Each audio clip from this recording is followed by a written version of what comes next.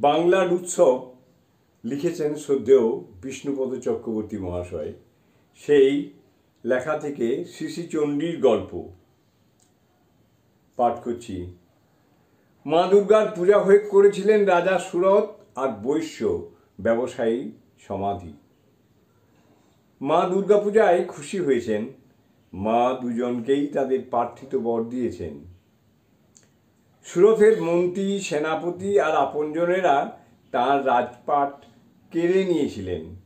বেচারা সুরত, ভালো মানুষ রাজা তিনি, মনের দুঃখে বনে চলে গেলেন হারাধনের দশম পুত্রটির মতোই।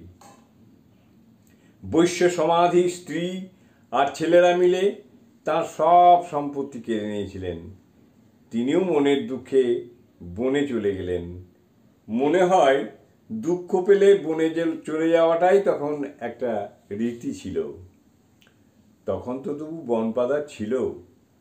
মনের দুঃখে বনে যাওয়া যেত, অরণ্যে রোদন করা যেত। আজ সে বন কোথায়?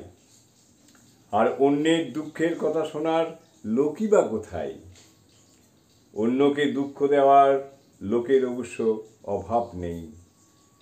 দুই দুঃখিতে বনের দেখা হলো, দুঃখের গল্প বদল হলো।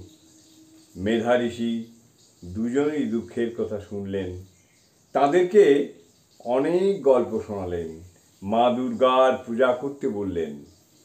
দুজনেই মায়ের মূর্তি গড়ে পূজা করলেন। মা দেখা দিলেন।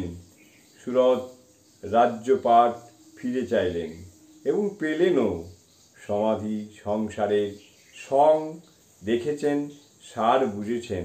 বললেন, আমি জাগতিক কিছুই চাই না, শুধু ব্রহ্মজ্ঞান চাই।